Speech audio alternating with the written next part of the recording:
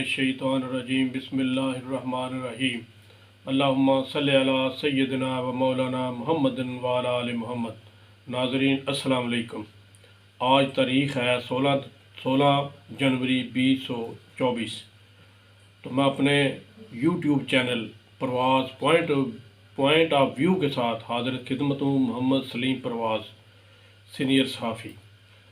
तो दानियल अज़ीज़ और आहसन इकबाल की गोलाबारी, अवाम की जलसों में अदम दिलचस्पी, ये जो आज मैं 2-3 बातें करना चाहूँगा, उस पर अपना पॉइंट ऑफ व्यू दूँगा। सबसे पहले अदलिया का जो फैसला आया सुप्रीम कोर्ट का, पीटीआई वाले तो ज़ाहिर है उनके ख़िलाफ़ फैसला है, वो तो तनकीद करेंगे ही, इसमें कोई शक नहीं। सारे जिसके ख़िलाफ़ फैसला आएगा वो तो तनकीद करेगा। लेकिन अब मैं ये देख रहा हूँ कि जो लोग बिल्कुल एंटी पीटीआई थे, मिसाल के तौर पर जियो के एंकर्स या जियो चैनल, मैं उसको देख रहा हूँ कि उसके बहुत से बड़े बड़े जो नाम हैं एंकर के, वो लोगों ने बाकायदा शोज़ में, ये सोशल मीडिया पे ये कहा है कि ये बहुत बड़ी ज़्यादती हुई है, बल्ले का निशान जो लिया है पीटीआई का। ये अदलिया को ये नहीं वापस लेना चाहिए, उसका बहुत गलत फैसला है। अदलिया का फैसला बहुत गलत है। देखें, कल जब वो उनकी तारीख थे, खोसा साहब गए बतौर वकील पीटीआई के लेवल प्लेइंग फील्ड के लिए, तो जो समझते हैं ना कानून को, या कानूनदान हैं, या जो वो उधर जो बड़े बड़े वकला हैं या उनकी तंजीमात हैं जो इन बातों को समझ, उनके नज़र में कल खोसा साहब ने बहुत बेइज्जती की है सुप्रीम कोर्ट की।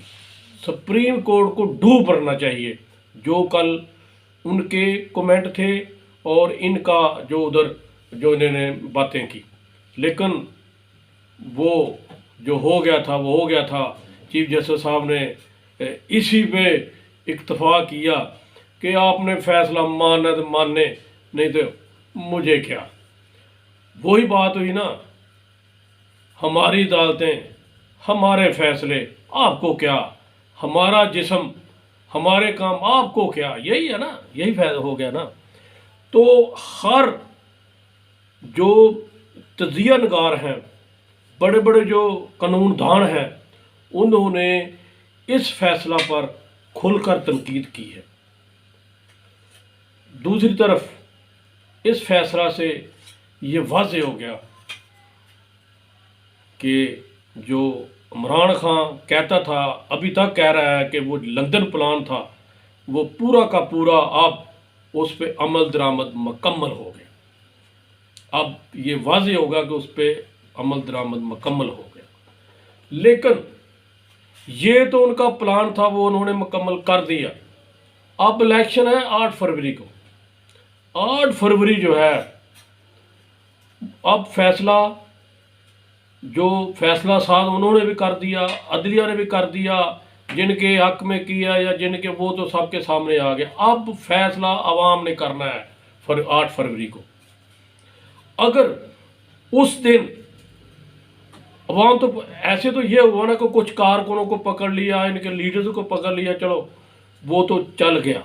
अब जब अवाम के साथ, आम अवाम के साथ, अब अवाम देखेंगे उस दिन कि हमने वोट किसको किया, निकला किसका। अगर उसमें कुछ हुआ, ये अदारों को मैं ये कह रहा हूँ, अगर उसमें कुछ हुआ तो ये मुल्क में खाना जंगी भी शुरू हो सकती है। अगर उस दिन आपने कुछ करने की कोशिश की, जितने वोट किसी के होंगे, अगर उतने आएंगे, तो मैं आपको अभी भी ये बता सकता हूँ कि जो इनके प्लान है वो 3 तो इन्होंने कामयाब करवा ली, जिसका जो अभी तक हुआ है।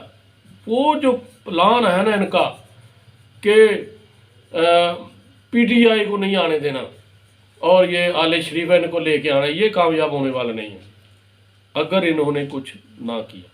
अगर कुछ किया तो फिर मुल्क में कुछ भी हो सकता है। और केपे की में इनकी जो पीटीआई के जो है ना वो बहुत बहुत ज़्यादा, बल्कि 90% जो लोग हैं वो पीटीआई के साथ हैं। अगर अगर फिर कह रहा हूँ कुछ हुआ तो ये इसके जो नताइज है ना वो ख़तरनाक भी हो सकते हैं। दूसरी बात मैं एक और करना चाहूँगा कि ये जो जलसे हो रहे हैं ना पूरे मुल्क में, रिपोर्ट्स आ रही हैं, मैं देख रहा हूँ, सर्च कर रहा हूँ, क्योंकि पीटीआई का तो कोई नहीं करने दे रहा है जलसे। पीपल्स पार्टी कर रही है, आज़ाद उम्मीदवार भी कर रहे हैं, और नून लीग तो वैसे ही वो आजकल लाडली बनी हुई है, वो जो मर्जी करें, उनकी तो हुकूमत ही उनकी है, उनके कहने पर सब कुछ हो रहा है। इसको उठा लो, उठा दिया गया, इसको ये कर दो, कर दिया गया। तो इसके बावजूद आप इससे अंदाज़ा लगा लेंगे अवाम की अदम दिलचस्पी है। जलसे में कुर्सियां भी खाली दिखाई दी जा रही हैं। तो अभी देखें, खैर अभी 2-3 दिन ही हुए हैं, आगे आगे देखी शायद कोरोना के बढ़ जाएं। तो मैं अपना इधर अपने इलाके की बात करना चाहूँगा कि दानियल अजीज़ साहब और आसिन इकबाल साहब नून लीग के बड़े लीडर थे। उनके दरमियान आजकल सबको पता है कि बड़ी झपकश है और वो एक दूसरे के ख़िलाफ़ इल्ज़ामात दर इल्ज़ामात लगा रहे हैं। तो गुस्सा भी है एक दूसरे में। तो इसका अंजाम मेरा ख्याल है कोई अच्छा नहीं होगा। आसिन इकबाल तो अपने लिए वो सेव कर गया सारा कुछ, लेकिन दानियल अजीज़ जो एक बड़ा नाम है, इसमें कोई शक नहीं है, तो उसके लिए मुश्किलात हैं। यह बात माने, मुश्किलात हैं। मैं आपको ये बाकी जो पोजीशन है वो मैं आपको बताता रहूँगा, डे बाय डे होगी। जो आज पोजीशन है ना कैंडिडेट्स की, वो कल नहीं होगी, उसके बाद नहीं होगी, उसके बाद आखिरी 2 दिन में पता नहीं क्या पोजीशन होगी। लेकिन डे टू डे आज की डेट तक पोजीशन जो है हमारी मोटी मोटी मैं आपको बता देता हूँ। 4-5 कैंडिडेट हैं MNA के हमारे इधर NA 75 में। नंबर 1 दानियल अजीज़ साहब, नंबर 2 तार नीस साहब का बेटा है तलहा नीस, मियां रशीद साहब का बेटा है।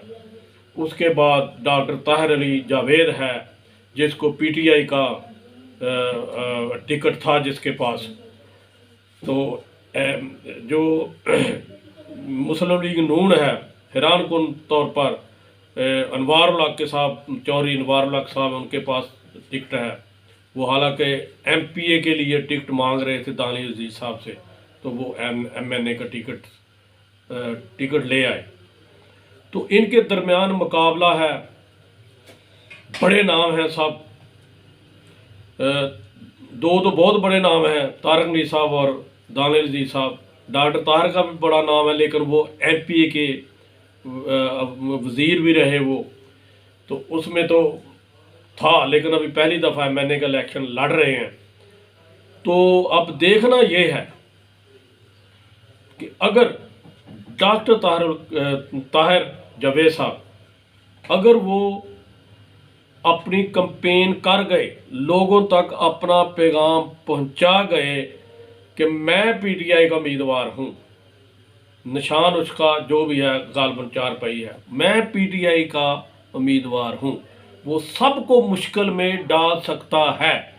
उसके साथ वो जो MP हैं वो भी पूरी स्ट्रगल करें, तो मेरा नहीं ख्याल कि उनकी पोजीशन जो है वो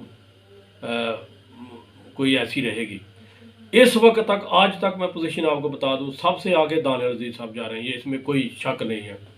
उसके बाद क्योंकि डॉक्टर ताहिर के भी कैंपेन उसी तरह से वो नहीं कर रहे, लेकिन अवाम में जो मामला हैं, जो अवाम को पूछा, मैंने आज छोटा सा एक सर्वे किया, आप यकीन करें मैंने 18 से 20 लोगों से सिर्फ पूछा, आम लोगों से, कोई वाकफ तलक नहीं, वैसे ही पूछा। 20 लोगों में 16 लोग जो कह रहे थे इमरान खान को हमने वोट देना, बाकी को दानियल का एक दो बंदा दानियल का था, ना को तारक नीस का बंदा मिला मुझे, ना मुस्लिम लीग नून का मुझे बंदा मिला। तो आज की पोजीशन ये है। लेकिन क्योंकि दानियल और तारक नीस बड़े नाम हैं, अभी तक इन दोनों के दरमियान मुकाबला आज की डेट तक है। बाकी डॉक्टर ताहिर जावेद हैं, उसके बाद अनवारुल हक साहब भी हैं। लेकिन आगे आगे मेरे ख्याल में शायद अनवारुल हक साहब भी मुकाबले में आए। अभी देखते हैं ये कैसे चलता है मुकाबला। तो एक और मैं बात करना चाहूँगा, हमारे वज़ीर आज़म साहब जो हैं वो आजकल गायब हैं 2 दिन से। हमारे काकड़ साहब हैं ना जो, वो गायब हैं। वो सुना है कि स्विट्ज़रलैंड गए हुए हैं, तो उनका पता करें वो कहाँ हैं। तो इसी के साथ मैं इजाज़त चाहूँगा नेक्स्ट व्लॉग के लिए। तो आप मेरे इस यूट्यूब चैनल को सब्सक्राइब कीजिएगा। बहुत शुक्रिया। अस्सलाम वालेकुम।